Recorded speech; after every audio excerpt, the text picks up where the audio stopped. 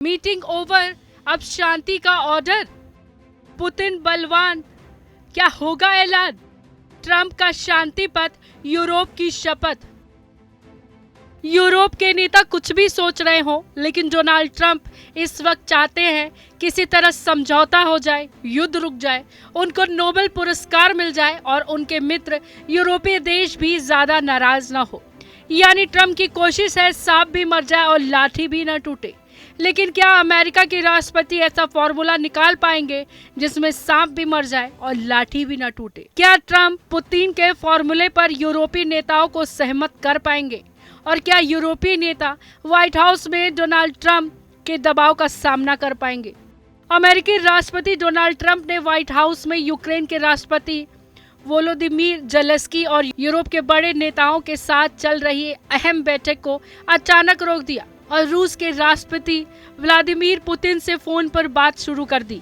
इस दौरान जेलेंस्की और यूरोपीय नेता इंतजार करते रहे। एक न्यूज एजेंसी की छपी रिपोर्ट में CNN के हवाले से कहा गया है कि ट्रंप ने पुतिन से बात करने के लिए जेलेंस्की और यूरोपीय नेता के साथ अपनी बैठक बीच में रोक दी। उन्होंने ये भी बताया कि यूरोपीय अधिकारी इस बातचीत में मौजूद नहीं थे।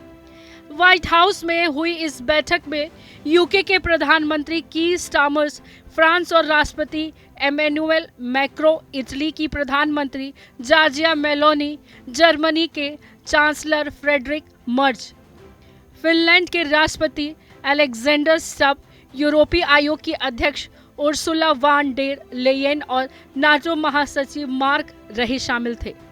CNN के मुताबिक ट्रंप ने इन नेताओं के साथ बातचीत में छोड़कर पुतिन से बात की, जिसमें यूरोपीय नेता भी शामिल नहीं थे। ट्रंप, जेलेंस्की और यूरोपीय नेताओं के बीच बंद कमरे में हुए बैठक पूर्वी समयानुसार दोपहर 3:30 बजे से ठीक पहले शुरू हुई।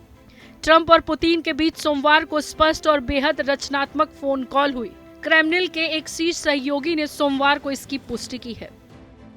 पुतिन के विदेश नीति सलाहकार यूरो उसाकोवा ने कहा कि लगभग 40 मिनट की इस बातचीत के दौरान ट्रंप ने पुतिन को यूरोपीय नेताओं के साथ अपनी बातचीत के बारे में जानकारी दी। उन्होंने कहा कि रूसी नेता ने रूस और यूक्रेन प्रतिनिधिमंडलों के बीच सीधी बातचीत के लिए समर्थन व्यक्त किया। रूसी समाचार एजेंसी की रिपोर्ट के अनुसार राष्ट्रपति के सहयोगी ने बताया कि फोन पर बातचीत ट्रंप ने शुरू कर दी थी। उसाकोव ने कहा कि ट्रंप और पुतिन ने बातचीत में मॉस्को और कीव के प्रतिनिधियों के स्तर को बढ़ाने की संभावना तलाशने पर चर्चा की। उन्होंने ये भी पुष्टि करने से इनकार कर दिया कि पुतिन द्विपक्षीय या त्रिपक्षीय बैठक के लिए सहमत हुए हैं या नहीं। उसाकोव ने कहा कि पुतिन ने अलास्का की अपनी यात्रा के दौरान ट्रंप की मेजबानी के लिए उन्हें फिर से धन्यवाद किया। तो चलिए अब ये जानते हैं क्या पुतिन जेलेंस्की की मुलाकात होगी। वार्ताओं के बाद डोनाल्ड ट्रंप ने कहा कि उन्होंने पुतिन को फोन करके रूसी नेता और जेलेंस्की के बीच द्विपक्षीय वार्ता से जुड़ी तैयारी शुरू करने को कहा है। ट्रंप ने कहा है कि पुतिन और जेलेंस्की के बीच द्विपक्षीय बैठक के बाद एक त्रिपक्षीय बैठक होगी, जिसमें अमेरिकी राष्ट्रपति भी शामिल होंगे।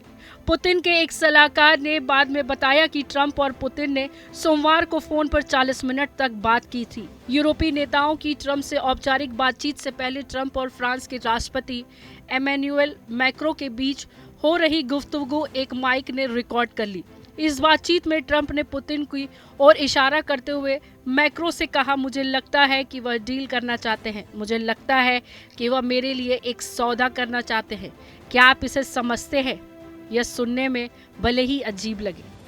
यह देखना अभी बाकी है कि फरवरी 2022 में रूस के हमले के बाद पहली बार दो ऐसे कट्टर दुश्मनों को बातचीत की मेज पर आमने सामने लाना कितना आसान होगा। महीनों से जेलेंस्की पुतिन से मिलने के लिए दबाव बना रहे हैं, लेकिन जेलेंस्की ने ऐसा कोई संकेत कभी नहीं दिया जिससे लगे कि पुतिन से मुलाकात के बाद जंग रुक जाएगी। इसके बजाय संभवतः वह अपने उस तर्क को सिद्ध करना चाहते हैं जिसके मुताबिक रूस शांति के लिए गंभीर नहीं है। साथ ही पुतिन की ऐसी बैठक के लिए सहमत होने में कोई रुचि नहीं है। पुतिन अतीत में कह चुके हैं कि वह जेलेंस्की को अवैध मानते हैं, क्योंकि मार्शल लॉ के बीच युद्ध शुरू होने के बाद से यूक्रेन में कोई चुनाव नहीं हुआ है। रूस ने पुतिन जेलेंस्की द्विपक्षीय वार्ता के विचार को बार बार खारिज किया है। 2 हफ्ते पहले रूस ने तर्क दिया था कि दोनों राष्ट्रपति बीच तब तक मुलाकात की कोई वजह नहीं है जब तक दोनों देशों के बीच अन्य मुद्दे पर दूरियां खत्म नहीं हो जाती। रूसी राष्ट्रपति के कार्यालय के एक अधिकारी यूरी उशाकोव ने सोमवार रात को स्पष्ट सा बयान साझा किया। इसमें उन्होंने कहा कि ये उचित होगा कि रूस और यूक्रेन के प्रतिनिधिमंडलों के बीच वार्ता में प्रतिनिधियों के स्तर को बढ़ाने की संभावना का पता लगाया जाए। फ्रांस के राष्ट्रपति ने साफ कहा है कि यूरोपीय देश इस बात को लेकर स्पष्ट है कि यूक्रेन की सुरक्षा गारंटी के साथ अपनी भी सुरक्षा चाहते हैं, जबकि ब्रिटेन ने भी इटली और फ्रांस की इसी तरह यही बात इस बैठक में दोहराई थी। इस बैठक में चर्चा का केंद्र भले ही रूस यूक्रेन के बीच युद्ध विराम का मुद्दा था, लेकिन यूरोपीय देश अपने लिए भी अमेरिका से ठोस आश्वासन चाहते हैं। उनकी कोशिश है कि अमेरिका के जरिए रूस पर दबाव बनाकर यूक्रेन के लिए सुरक्षा की मांग कर सके, जिसके खिलाफ रूस वीटो कर चुका है। ऐसे में पुतिन की शर्तों के खिलाफ रूस यूक्रेन युद्ध विराम पर त्रिपक्षीय बैठक अब क्या रंग लाएगी, यह कहना फिलहाल नामुमकिन है। ब्यूरो रिपोर्ट, जनतंत्र टीवी।